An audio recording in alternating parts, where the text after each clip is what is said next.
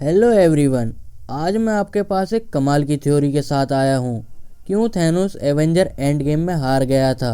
हाँ, मुझे पता है कि एंड गेम के कंटेंट को देख के आप सब थक चुके होंगे क्योंकि ये मूवी 3 साल पहले आ चुकी है। बट मैं गारंटी लेता हूँ कि तुम इस वीडियो को देखने के बाद काफ़ी हैरान हो जाओगे।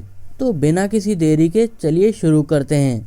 एवेंजर एंड गेम को ट्रिलियंस टाइम देखने के बाद मैंने ये फिगर आउट कर लिया कि थैनोस की हार का असली कारण क्या था। ऐसा इसलिए नहीं हुआ क्योंकि टोनी ने अपने आप को सेक्रीफाइस कर दिया। ऐसा इसलिए भी नहीं हुआ कि कैप्टन मार्वल एंड में आ गई थी। अगेन ऐसा इसलिए भी नहीं हुआ कि एवेंजर्स इस बार पिछली बार से ज़्यादा पावरफुल थे। बट ऐसा इसलिए हुआ क्योंकि थैनोस ने इस बार अपना विज़न चेंज कर दिया। नाउ अब मैं आपको एक्सप्लेन करता हूँ कि मैं क्या कहना चाहता हूँ। ये वाला थैनोस वो थैनोस नहीं है जो यूनिवर्स की हाफ पॉपुलेशन को मिटाना चाहता था। ये वाला थैनोस वो थैनोस नहीं है जो यूनिवर्स को बचाना चाहता था। ये वाला थैनोस वो थैनोस नहीं है जो बिलीव करता था यूनिवर्स को उसकी ज़रूरत है। अब ज़रा एक बार सोचो, थैनोस 14 मिलियन आउटकम्स में से हर बार जीता एक्सपेक्ट वंस। वो खाली तब हारता है जब वो देखता है कि यूनिवर्स उसके लिए अनग्रेटफुल है और वो अपना मिशन ही चेंज कर देता है। ये वो रहमदिल थैनोस नहीं है जो हमने इन्फिनिटी वॉर मूवी में देखा था, बल्कि ये तो वो हैवान है जो यूनिवर्स को ख़त्म करना चाहता है। तो इसका आंसर ये है कि ये थैनोस हमें एंड गेम में मिला था और एक वो थैनोस था जो स्नैप करके यूनिवर्स को बचाना चाहता था।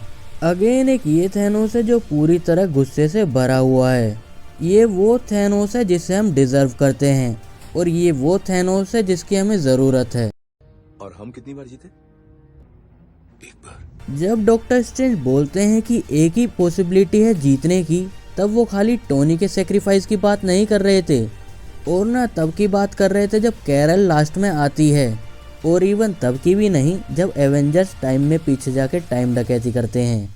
बट वो बात कर रहे थे उस पॉसिबिलिटी की जिसमें थैनोस खुद अपने माइंडसेट को बदल देता है। नाउ मुझे पता है कि आप लोग अब भी नहीं मानोगे, तो थोड़ा डीप में जाते हैं।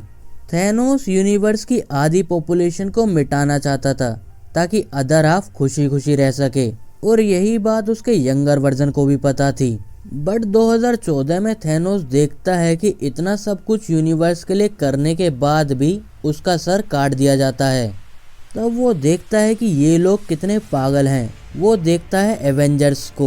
ऑल्थरो वो बस इतना चाहता था कि यूनिवर्स खुश रहे, बट वो फेल हुआ क्योंकि कोई भी खुश नहीं था। यहाँ तुम यंगर थैनोस के फेस पे एक्सप्रेशन देख सकते हो। यहाँ वो ये सोच रहा है वो इसलिए फेल हुआ क्योंकि वो जिस रास्ते पे चल रहा है सबने सोचा वो गलत है। बट क्या मोरल सेंस में वो गलत था? हाँ बिल्कुल, बिना किसी डाउट के, क्योंकि दूसरों का भला करने के लिए खुद का सेक्रीफाइस देना पड़ता है, ना कि दूसरों का। तो थैनोस अगर अपने सेम माइंडसेट के साथ एवेंजर्स से लड़ने जाता जैसे एवेंजर इन्फिनिटी वॉर में लड़ा था तो वो जीतता। But step aside, Avenger end game में जब ये एक सेवियर से एक डिस्ट्रॉयर बनने के सोचता है तभी हार जाता है।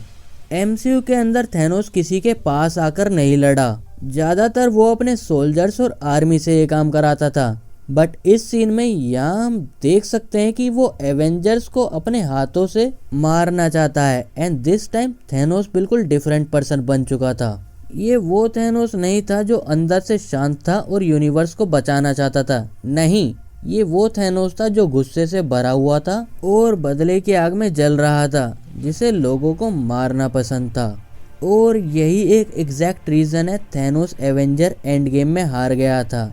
नाउ अब मैं ये नहीं कह रहा कि टोनी का सेक्रीफाइस मैटर नहीं करता। मैं ये नहीं कह रहा कि टोनी का सेक्रीफाइस वेस्ट था।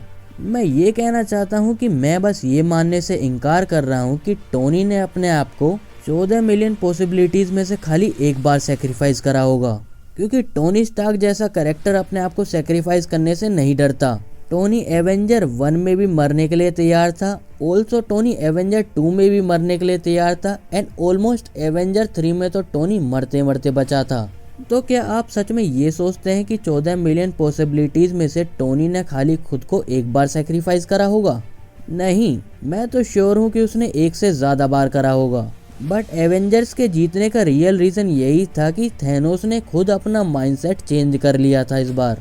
ऑलराइट, अगर वीडियो ज़रा सी भी अच्छी लगी है तो चैनल को बिना सब्सक्राइब करे मत जाना, और ज़्यादा अच्छी लगे तो लाइक भी कर सकते हो। मैं मिलूंगा तुमसे अगली वीडियो में किसी और ऑसम टॉपिक के साथ।